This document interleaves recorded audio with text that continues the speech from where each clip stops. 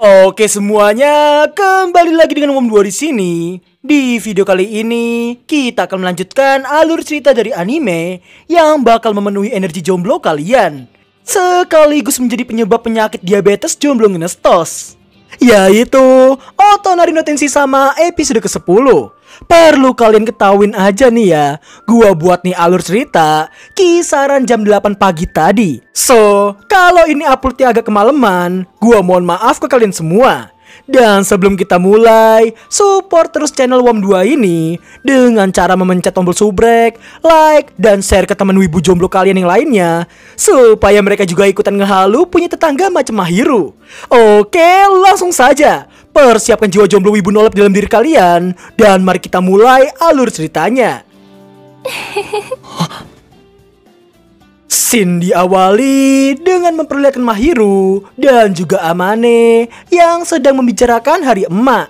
Di saat mereka yang sedang membicarakan tentang kegiatan rumah Amane dan keluarganya, hal itu membuat Mahiru merasa aneh karena Amane yang tidak memiliki skill pekerjaan rumah tangga, tapi malah diizinkan tinggal sendirian. Amane yang mendengarnya jadi teringat dengan 3 manusia dajal di masa SMP-nya dulu. Mahiru yang bertanya alasan Amane yang memutuskan tinggal sendirian. Amane yang menjawab dirinya hanya tak ingin tinggal dengan orang tuanya. Hal itu membuat Mahiru terdiam mendengarnya. Amane kemudian mengelus kepala wife-nya itu sembari menenangkannya. Dirinya kemudian memberitahukan ia hanya tak ingin bertemu dengan beberapa orang di sana dan merasa tidak penting karena itu hanyalah masa lalu. Usotsuki. Mahiru kemudian meraih pipi Amane dan memberitahukan bahwa dirinya turut merasakan kesedihan yang dirasakan oleh sang husbu. Setelah Mahiru siap dengan ceritanya, Amane pun mulai bercerita tentang betapa polosnya dia di masa lalu. Amane yang merasa beruntung karena memiliki orang tua yang cukup berada, ditambah karena dirinya yang selalu dimanja oleh mereka. Namun hal itu malah membuat Amane tidak mengenal arti kata mencurigai orang lain. Dirinya nampak selalu diperalat oleh 3 orang yang selalu ia anggap sebagai teman. Namun di suatu waktu, Amane nampak mendengar ucapan mereka yang merendahkan dirinya. Saking polosnya, Amane yang menegur mereka dan masih menyebut mereka sebagai teman. Namun hal itu malah memperjelas situasi ketiga anak dajjal itu, yang mana mereka langsung mengatai Amane yang hanya dianggap sebagai dompet berjalan. Dan itulah alasan utama Amane yang pergi dari sana dan memulai kembali di tempat yang dimana tak ada orang yang mengenalinya.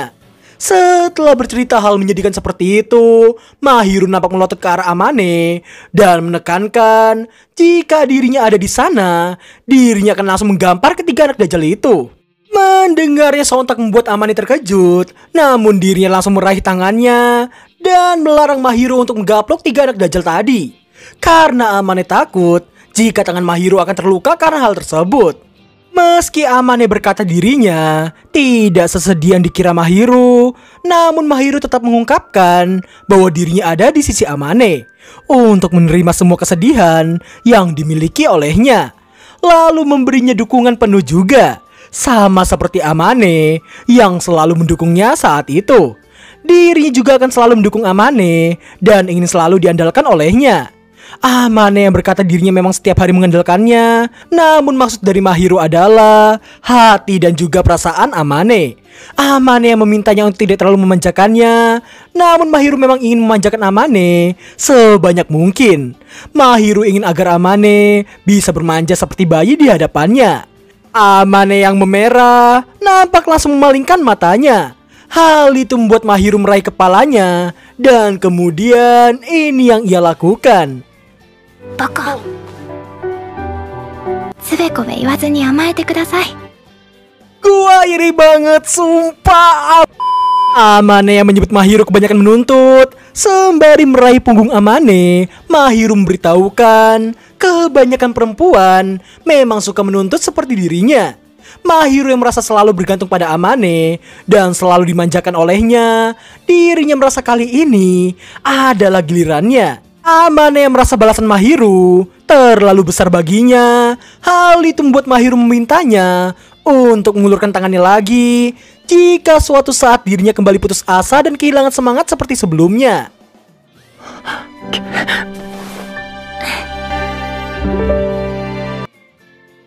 Singkat waktu, setelah semua momen gula yang terjadi, Mahiru nampak memintanya untuk bermanja padanya kapanpun yang ia mau. Amane yang merasa bahaya karena dirinya adalah seorang laki-laki. Namun Mahiru merasa bodoh amat dan hal itu membuat Amane mengatai Mahiru yang tidak mengerti apapun. Namun ucapan itu malah dikonter balik dengan tambahan baka di belakangnya. Sembari berdiri, Mahiru menekankan selain ke Amane, dirinya takkan pernah membiarkan laki-laki manapun untuk bermanja padanya. Ucapan itu membuat Amane terkejut dan kemudian ini yang dilakukan oleh Amane.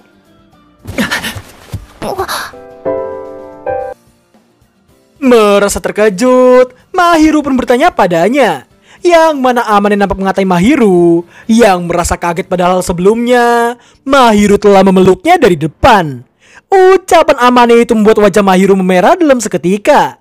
Dirinya pun beralasan siapapun pasti akan merasa terkejut jika dipeluk secara mendadak seperti itu. Amane memanfaatkan ucapan Mahiru tentang dirinya yang boleh bermanja, sontak membuat Mahiru tak bisa kabur dari situasi tersebut. Baka da yo. Amane yang menyebut diri sendiri licik karena tahu Mahiru takkan menolak pelukannya itu. Sembari menepuk tangan Amane, Amane nampak minta maaf karena telah licik padanya. Namun bukannya marah, Mahiru malah memintanya untuk mencoba hal yang lebih licik lagi. Mahiru yang masih memerah pun turut mengatai dirinya sendiri yang dirasa lebih licik daripada Amane. Karena Amane yang tidak paham letak kelicikan Mahiru, hal itu membuat Mahiru melepaskan diri dari pelukan sang husbu. Dirinya kemudian mengatakan jika Amane belum menyadari kelicikannya, maka kelicikan Amane masih jauh di bawahnya. Kono baka. Di keesokan paginya, Amane nampak mulai berolahraga agar dirinya tidak malu jika suatu saat akan bersanding dengan Mahiru. Singkat cerita di kelas, dua teman cewek Mahiru nampak meminta klarifikasi tentang Mahiru yang digosipkan berbelanja bareng seorang laki-laki. Mahiru yang membenarkannya membuat semua jomblo di kelas menoleh ke arahnya. Dirinya kemudian mengaku laki-laki itu hanya sebatas teman saja. Meskipun tidak berpacaran, namun itu bisa dikategorikan sebagai kencan. Ucapan itu sontak membuat semua jomblo terkejut dan kedua cewek tadi bertanya maksudnya. Mahiru kemudian mengungkapkan maksudnya barusan. お付き合いはしていませんけど、私にとって彼は一番大切な人ですよ。 Singkat waktu, setelah Amane meminta alasan Mahiru berucap seperti tadi, namun bagi Mahiru itu bukanlah sebuah kebohongan. Karena baginya, waktu-waktu bersama Amane adalah waktu yang sangat berharga dan penuh arti baginya. Dan Amane adalah satu-satunya laki-laki yang paling dekat dengannya. Mahiru kemudian memintanya untuk lebih percaya diri lagi. Amane yang paham pun hanya bisa diam tak berkata. Mahiru pun marah karena Amane yang mencurigai dirinya. Amane beralasan kata-kata Mahiru di kelas tadi bisa membuat orang salah paham padanya. Namun ternyata Mahiru memang sengaja mengatakan hal tersebut. Hal itu ia lakukan supaya dirinya bisa mengendalikan rumor yang ada. Supaya tidak salah paham, Amane memintanya untuk memberitahukannya dulu padanya. Mahiru yang terkejut pun diperjelas oleh Amane, yang mana Mahiru diminta untuk membayangkan jika dirinya berucap sama seperti Mahiru di depan umum. Mendengar yang membuat Mahiru meragukan Amane yang bisa mengatakannya di depan publik. それとも公言してくれますか? Setelahnya, Amane dan Mahiru terlihat sedang mengobrol di meja makan. Amane kemudian memberitahukan dirinya akan mulai berolahraga. Hal itu sontak saja membuat Mahiru terkejut mendengarnya. Dirinya kemudian memberitahukan Amane akan merasa cepat lelah jika melakukan hal yang tak biasa ia lakukan. Mahiru pun menawarkan untuk bermanja ria dulu padanya sebelum melakukan hal tersebut. いつでも甘やかしてあげますので。 Amane yang merasa Mahiru seperti akan selalu mengabulkan semua keinginannya. Hal itu membuat Mahiru memberitahukan dirinya akan selalu melakukan apapun selagi ia bisa. Dan tentu saja dirinya akan meminta balasannya juga. Amane yang bertanya apa yang diinginkan oleh Mahiru. Mahiru pun berharap supaya Amane mau menerima permintaannya itu. Selama dirinya bisa, Amane berniat mengabulkannya. Namun Mahiru merasa keinginannya itu jauh lebih serakah dari Amane. Mendengar yang membuat Amane memintanya untuk mengatakannya. Atama nadete kudasai. Weh. Apaan? Tidur? Apa? Hah? Kayaknya episode berikutnya bakal jauh lebih ekstrim lagi nggak sih? Setelah menerima permintaan mengelus kepalanya, Mahiru mengungkapkan dirinya sangat suka disentuh oleh Amane. Oh ya jelas Amane langsung merasa ambigu mendengarnya. Dan di malam harinya, kalian siap ya adik-adik ya? Suki. Semakin dekat, dikit lagi, hampir. Loh. Oh alah jangkrik Amane, wet dream, really bro. Merasa jeli kehidupan yang mengalir karena mimpi barusan. Hal itu membuat Amane harus mencuci piyamanya itu.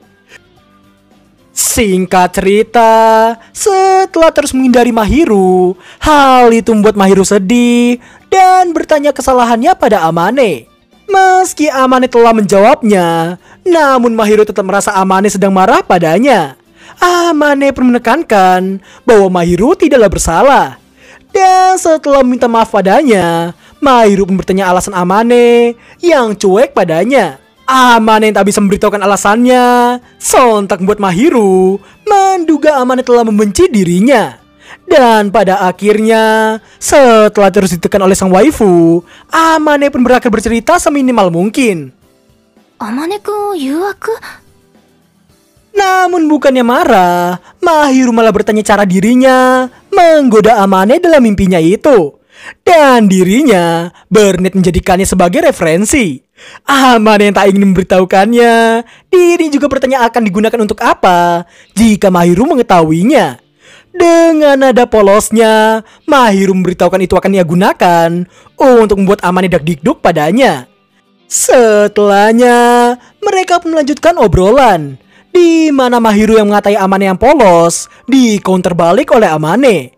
Mahiru kemudian merasa lega karena Amane memberitahukan bahwa dirinya adalah cewek pertama yang sangat dekat dengannya. Setelah tidak kuat dengan semua gula-gula yang dilempar oleh Mahiru, Amane pun auto memalingkan wajahnya dan meminta waifunya itu untuk tidak melihatnya dulu. Ja, mimasen. Kore nara mite nai desho? Singkat cerita, karena uas mereka akan semakin dekat, Amane pun memberitahukan Itsuki dan Kadowaki yang akan datang untuk belajar. Mahiru yang merasa tak masalah dan akan membuatkan mereka makanan, dirinya pun minta izin untuk gabung belajar bersama dengan mereka. Amane yang berniat mengajak Chitose untuk menemani Mahiru, namun ternyata Mahiru telah mengajaknya terlebih dahulu karena Chitose memohon untuk diajarkan olehnya. Mahiru nampak sangat senang karena melihat sang husbu yang sangat antusias. Amane pun beralasan itu karena dirinya jauh lebih percaya diri dari sebelumnya dan berharap supaya dirinya bisa masuk 10 besar. Mendengar yang membuat Mahiru berniat untuk memberinya dorongan, yang mana jika Amane bisa masuk 10 besar, dirinya akan menuruti apapun permintaan Amane, termasuk permintaan khas laki-laki.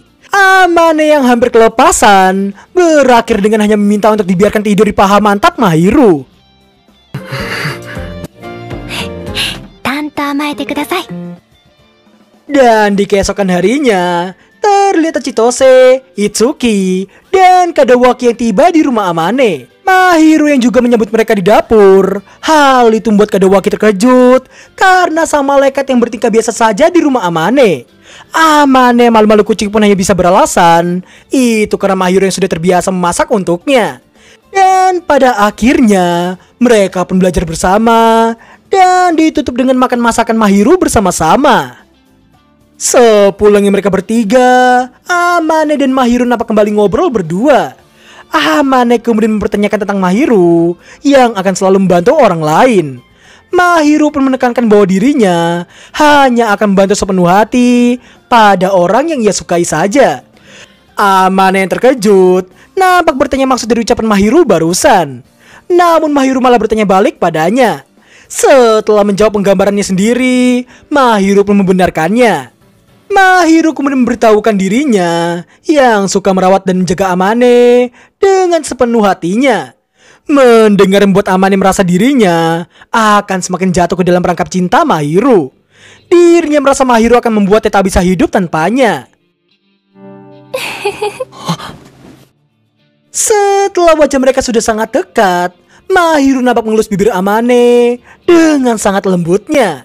Mahiru kemudian memberitahukan bahwa dirinya akan terus memanjakannya sampai Amane menjadi orang yang tidak berguna.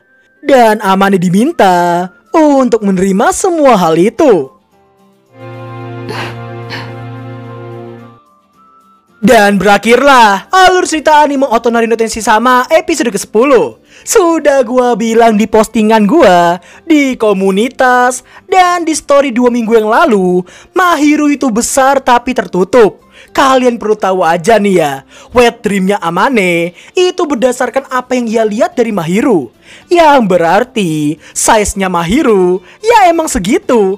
Ditambah gua agak ngeri sebenarnya sama ucapan Mahiru di bagian terakhir. Tapi di lain sisi gua juga pengen maksud gua ucapan itu perlu digarisbawahi. Dan ya apapun itu, yang pasti episode ini the best dalam artian tertentu. Untuk rating, sepertinya 9,9/10 sangat cocok untuk episode kali ini.